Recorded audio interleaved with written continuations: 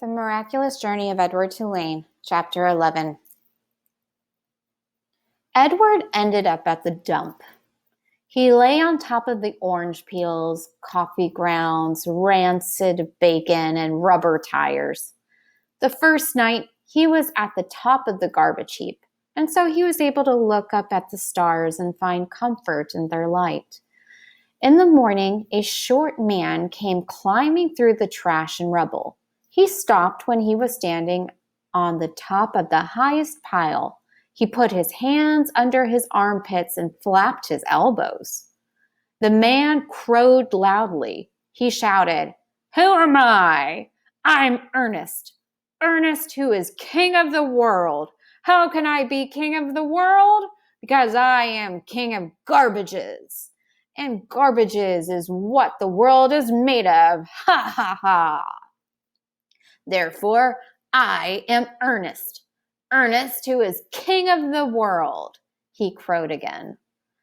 Edward was inclined to agree that Ernest's assessment of the world, being made up of garbage, especially after his second day at the dump, when a load of trash was deposited directly on top of him.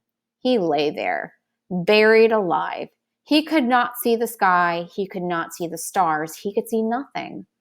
What kept Edward going, what gave him hope, was thinking of how he would finally find Lolly and exact his revenge. He would pick her up by the ears. He would bury her under a mountain of trash. But after almost 40 days and nights had passed, the weight and smell of the garbage above and below him clouded Edward's thoughts, and soon he gave up thinking about revenge and gave in to despair. It was worse, much worse than being buried at sea.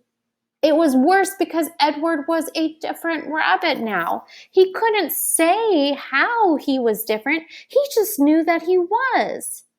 He remembered again Pellegrina's story about the princess who had loved nobody. The witch turned her into a warthog because she loved nobody. He understood that now.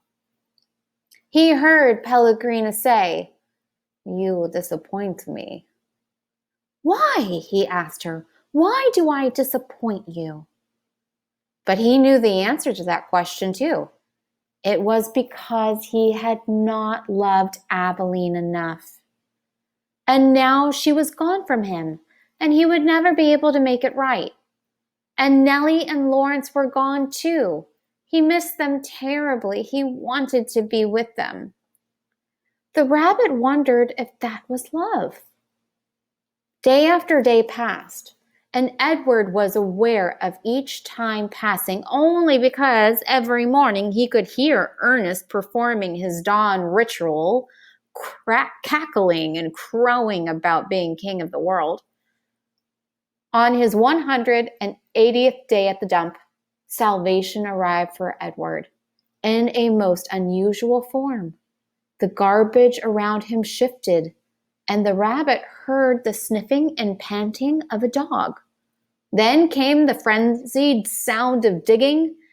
The garbage shifted again, and suddenly, miraculously, the beautiful, buttery light of a late afternoon shone on Edward's face.